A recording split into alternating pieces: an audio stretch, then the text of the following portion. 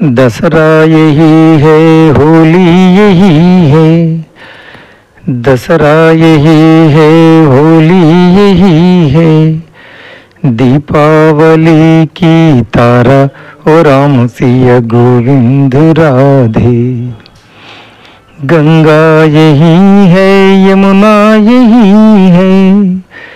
गंगा यही है, यमुना यही है। गोदावरी की धारा ओ राम सिया गोविंद राधे। భారతదేశంలో ప్రతిరోజు పరమ పవిత్రమే, ప్రతిరోజు పండగే, ప్రతిరోజు ఉత్సాహం ఉల్లాసమే. విజయదశమి లేదా దసరా ఇది అతి ముఖ్యమైన దేశవ్యాప్తంగా జరుపుకునే పండుగ. విజయదశమి పండుగ వచ్చిందంటే దేశమంతా ఒకటే కోలాహలం. ఎందుకంటే దేశంలో భిన్న రకాల ప్రజలు ఉన్నప్పటికీ అందరూ కలిసి ఆనందంగా జరుపుకునే పండుగ విజయదశమి లేదా దసరా. ఈ విజయదశమి రోజు ఏ పని ప్రారంభించినా విజయవంతం అవుతుందని బలమైన నమ్మకం. అయితే ఆశ్వీజ మాసంలో మొదటి 9 రోజులు నవరాత్రుల పేరుతో రోజుకో రూపంలో దుర్గాదేవిని కొలుస్తారు. అనంతరం 10వ రోజు విజయదశమి పండుగ చేసుకుంటాం. విజయదశమి దసరా పండుగ తెలుగు రాష్ట్రాల్లో అతి పెద్ద పండుగ. ఇతర భారతదేశంలో కూడా దుర్గా పూజ పేరుతో నవరాత్రులు ఘనంగా జరుగుతాయి. నవరాత్రులు ముగిసిన తర్వాత 10వ రోజు దసరా లేదా విజయదశమి పండుగ జరుపుకుంటారు. భారతదేశంలో దసరా పండుగను ప్రాంతాన్ని బట్టి రకరకాలుగా జరుపుకుంటారు. ఉత్తర భారతదేశంలో నవరాత్రుల చివరిలో రామలీలా నాటకాలు ప్రదర్శించి రావణుడి దిష్టి బొమ్మలను కాల్చి చెడుపై మంచి సాధించిన విజయాన్ని జరుపుకుంటారు. తూర్పు భారతదేశం ముఖ్యంగా పశ్చిమ బెంగాల్లో దుర్గా పూజగా ఘనంగా జరుపుకొని దుర్గామాత విగ్రహాలను నిమజ్జనం చేస్తారు. దక్షిణ భారతదేశంలో ఈ పండుగను విజయదశమిగా వైభవోపేతంగా నవరాత్రులు జరుపుకొని ముగిస్తారు. ఇది హిందూ చాంద్రమాన క్యాలెండర్ ప్రకారం ఆశ్వీజ మాసం శుక్లపక్షం దశమి అంటే 10వ రోజు జరుపుకునే పండుగ. ఇది సాధారణంగా సెప్టెంబర్ లేదా అక్టోబర్ మాసాలలో వస్తుంది. ఇది చెడుపై మంచి సాధించిన విజయానికి ప్రత్యేకంగా జరుపుకునే పండుగ. ఆధ్యాత్మికంగా చూస్తే ప్రతి మనిషి తన జీవితంలో విజయాన్ని సాధించి తరించిపోవాలంటే అంతర్గత శత్రువులైన కామ, క్రోధ, లోభ, మోహ, మద, మాత్సర్యాలైన అరిషడ్ వర్గాలను జయించాలి. ఆధ్యాత్మికంగా విజయదశమి మనిషిలోని చెడుపై మంచి సాధించే విజయంగా భావించాలి. విజయదశమిని వివిధ కారణాల వల్ల జరుపుకుంటాం. భారతదేశం, నేపాల్లో వివిధ ప్రాంతాలలో భిన్నంగా జరుపుకుంటారు.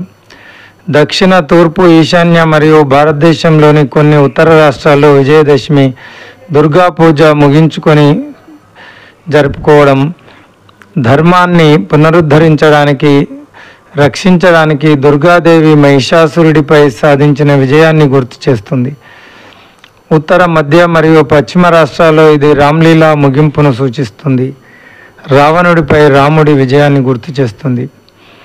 విజయదశమి వేడుకల్లో దుర్గా, లక్ష్మి, సరస్వతి, గణేశుడు, కార్తికేయుల మట్టి విగ్రహాలను సంకీర్తనలు, మంత్ర ఉచ్చారణతో ఊరేగింపుగా తీసుకువెళ్ళి నీటిలో నిమజ్జనం చేసి వీడ్కోలు పలుకుతారు. ఇతర ప్రదేశాలలో చెడును సూచించే రావణుడి ఎత్తైన దిష్టి బొమ్మలను బాణసంచా కాల్చి చెడు నాశనాన్ని గుర్తు చేసుకుంటారు. విజయదశమి తర్వాత 20 రోజుల తర్వాత వచ్చే దీపావళి పండుగకు ఇది సన్నాహంగా కూడా భావిస్తాము. ఈ విజయదశమి పండుగ చెడుపై మంచి సాధించిన విజయానికి ప్రతీకగా నిలుస్తుంది. దుర్గాదేవి మహిషాసురుడు అనే రాక్షసుడిని సంహరించడం, శ్రీరాముడు రావణాసురుడిని అంతమొందించడం, ఇలాంటి అనేక పురాణ ఇతిహాస కథలు దీనికి ఉదాహరణగా ఉంటాయి. సామరస్యం ఐక్యతకు చిహ్నంగా భావిస్తారు. ఎందుకంటే విజయదశమి దేశంలోని వివిధ ప్రాంతాల్లో వివిధ రూపాల్లో అందరూ కలిసిమెలిసి జరుపుకునే పండగ. ఇది మనుషుల మధ్య సామరస్యాన్ని, ఐక్యతను పెంపొందిస్తుంది. ముఖ్యంగా చెప్పాలంటే విజయదశమి రోజు ఏ పని ప్రారంభించినా ఖచ్చితంగా విజయం లభిస్తుందని బలంగా నమ్ముతారు. అందుకే విజయదశమి రోజున కొత్త వ్యాపారాలు, శుభకార్యాలు ప్రారంభించడం శుభప్రదంగా భావిస్తారు. దుర్గామాత మహిషాసురుడిని సంహరించడం. విజయదశమి పండుగ వెనుక పలు పురాణ కథలు ఉంటాయి. వాటిలో ప్రధానంగా దుర్గామాత మహిషాసురుడి కథ ఒకటి. మహిషాసురుడు అనే రాక్షసుడు తన తపోశక్తితో బ్రహ్మదేవుడి నుంచి వరం పొందుతాడు. అదేమిటంటే తాను ఏ పురుషుడి చేతిలో మరణం పొందకూడదనే వరం పొంది దేవతలను వేధిస్తాడు. ఆ సమయంలో దేవతలందరూ తమ తపోశక్తులను ఓ చోట చేర్చి దుర్గాదేవిని సృష్టిస్తారు. ఈ దుర్గాదేవి 9 రోజుల పాటు మహిషాసురుడు అనే ఆ రాక్షసుడితో యుద్ధం చేసి 10వ రోజు అతడిని సంహరిస్తుంది. ఈ విజయాన్ని పురస్కరించుకొని 10వ రోజున విజయదశమిగా జరుపుకుంటాం. ఇక శ్రీరాముడు రావణాసురుడి వృత్తాంతం. ఇది మరొక ముఖ్యమైన కథ. శ్రీరాముడు సీతాదేవిని అపహరించిన రావణుడితో యుద్ధం చేసి 10వ రోజున రావణాసురుడిని అంతమొందించి విజయం సాధించాడు. ఈ సంఘటన కూడా విజయదశమి పండుగ ఘనంగా నిర్వహించుకోవడానికి ప్రధాన కారణంగా చెప్తారు. ఇక కురుక్షేత్ర యుద్ధంలో పాండవులు సాధించిన విజయం. మహాభారతానికి వస్తే ధర్మరాజు శకునితో మాయాజూదంలో ఓటమి పాలైన తర్వాత పాండవులు 12 ఏళ్ళు అరణ్యవాసం, 1 సంవత్సరం అజ్ఞాతవాసం చేయాల్సిన పరిస్థితి వచ్చింది. ఆ సమయంలో పాండవులు అరణ్యవాసం ముగించుకొని అజ్ఞాతవాసం కోసం విరాట రాజు కొలువుకు ప్రవేశించే ముందు తమ ఆయుధాలను జమ్మి చెట్టుపై దాచి ఉంచారు. తిరిగి ఏడాది తర్వాత జమ్మి చెట్టుపై ఉన్న తమ ఆయుధాలను తీసుకొని పాండవులు కురుక్షేత్ర యుద్ధంలో, అంతకుముందు అర్జునుడు ఉత్తర గోగ్రహణంలో కౌరవ సైన్యంపై విజయాన్ని సాధించారు.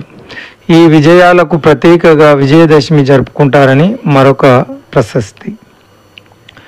ఈ పండుగను రైతులు పంటల పండుగగా కూడా జరుపుకుంటారు.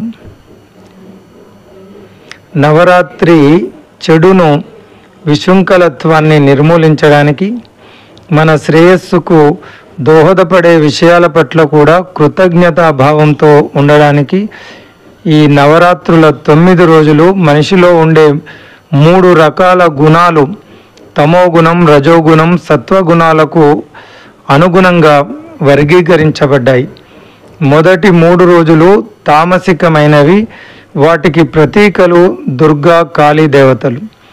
తర్వాత 3 రోజులు లక్ష్మికి సంబంధించినవి, సంపద, ఐశ్వర్యానికి, ధన, వస్తు, కనక వాహనాలకు ఇవి ప్రతీకలు.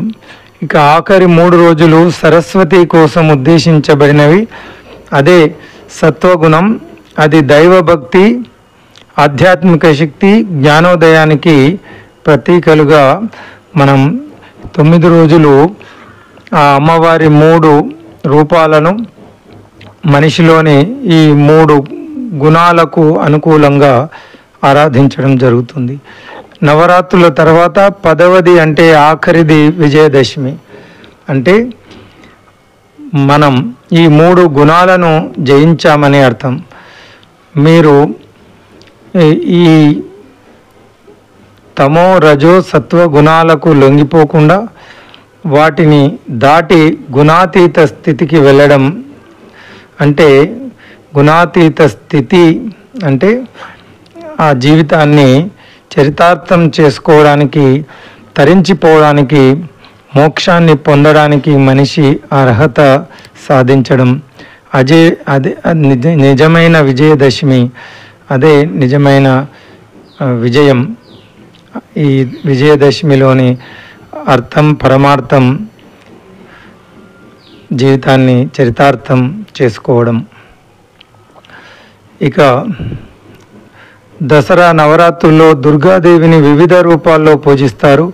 అనంతరం విజయదశమి రోజున దుర్గామాత మహిషాసురుడు అనే రాక్షసుని సంహరించి అతనిపై సాధించిన విజయాన్ని గుర్తు చేసుకుంటూ దుర్గామాత విగ్రహాలను అలంకరించి పూజిస్తారు. ఈ విజయదశమి రోజున అత్యంత నియమ నిష్ఠలతో భక్తితో దుర్గా పూజ నిర్వహిస్తారు. రావణ దహనం. విజయదశమి రోజున రామ్లీలా ప్రదర్శనలు జరుగుతాయి. ముఖ్యంగా ఉత్తర భారతదేశంలో ఈ ఘట్టాన్ని అంగరంగ వైభవంగా నిర్వహిస్తారు. రావణాసురుడిపై శ్రీరాముడు సాధించిన విజయానికి చిహ్నంగా ఈ కార్యక్రమాన్ని నిర్వహిస్తారు. పండుగ చివరిలో చెడుపై మంచి సాధించిన విజయానికి ప్రతీకగా రావణ బొమ్మలను దహనం చేస్తారు. ఆయుధ పూజ. విజయదశమి రోజున భక్తులు తాము వారిగా ఉపయోగించే పనిముట్లు, వాహనాలు, యంత్రాలు, ఆయుధాలను పూజిస్తారు. ఇది వృత్తిపరమైన విజయానికి గుర్తుగా ఆయుధాలకు కృతజ్ఞత తెలిపేందుకు అవకాశంగా భావిస్తాం. దసరా నవరాత్రుల్లో మహానవమి రోజున ఈ ఆయుధ పూజ నిర్వహిస్తారు. దీని వెనక ఉన్న కథ ఏమిటంటే, పాండవులు అజ్ఞాతవాసం ముగించిన తర్వాత తిరిగి తమ ఆయుధాలను జమ్మి చెట్టుపై ఉంచి తీసి పూజించిన తర్వాత కౌరవులను ఓడించారు. ఈ విజయాన్ని పురస్కరించుకొని కూడా ఆయుధ పూజ చేస్తారని చెప్తారు. ఇక జమ్మి చెట్టుకు పూజ. విజయదశమి పండుగ రోజు జమ్మి చెట్టుకు పూజ చేయడం ఒక విశిష్టమైన ఆచారం. ఈ సాంప్రదాయం తెలుగు రాష్ట్రాల్లో బాగా కనిపిస్తుంది. విజయదశమి రోజున జమ్మి చెట్టును పూజించి జమ్మి ఆకులను బంగారంగా భావించి ఒకరికొకరు పంచుకుంటారు. ఇలా జమ్మి చెట్టును పూజించడం వల్ల అన్ని రంగాల్లో విజయం, శ్రేయస్సు లభిస్తుందని నమ్ముతారు. జమ్మి చెట్టును శమీ వృక్షం అని కూడా అంటాం. దీని ప్రత్యేకత ఏమిటంటే దీనికి చెదలు పట్టదు. శమీ శమయతే పాపం శమీ శత్రు వినాశనం అర్జునస్య ధనుర్ధారి ఆరామ ప్రియదర్శనం అనే మంత్రంతో ఈ జమ్మి చెట్టుకు పూజ చేసి పాలపిట్టను దర్శించుకుంటాం. దసరా పండుగ రోజు జమ్మి ఆకులను బంగారంగా భావించి ఒకరికొకరు పంచుకోవడాన్ని సువర్ణదానం అంటారు. ఈ ఆచారం ఐశ్వర్యం, శాంతి, ధైర్యం, విజయం, ఆర్థిక అభివృద్ధికి ప్రతీకగా పరిగణించబడుతుంది. ఈ ఆకులను స్నేహితులు, బంధువులు, పొరుగువారికి ఇచ్చి వారి ఆశీస్సులు తీసుకోవడం ద్వారా విజయదశమిని జరుపుకుంటారు. పురాణ కథల ప్రకారం దసరా రోజున జమ్మి చెట్టును పూజిస్తే సంపదకు దేవుడైన కుబేరుడు రఘురాజుకు బంగారు నాణెం ఇచ్చిన తర్వాత జమ్మి ఆకులను బంగారంగా మార్చాడని నమ్ముతారు.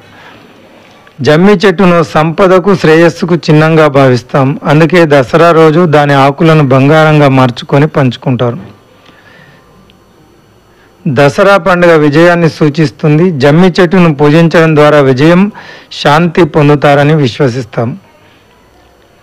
జమ్మి ఆకులను బంగారంగా భావించి పంచుకోవడం వల్ల సువర్ణదానం జరుగుతుందని, ఇది ఐశ్వర్యానికి, ఆర్థికాభివృద్ధికి సంకేతంగా భావిస్తారు.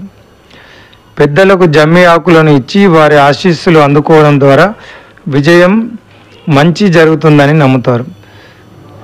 దీని ద్వారా స్నేహితులు, బంధువులు, పొరుగువారితో సత్సంబంధాలు బలపడతాయి. సామాజిక ఐక్యత నెలకొంటుంది. ఇది దసరా పండుగ విశేషాలు. ఓం తత్సత్.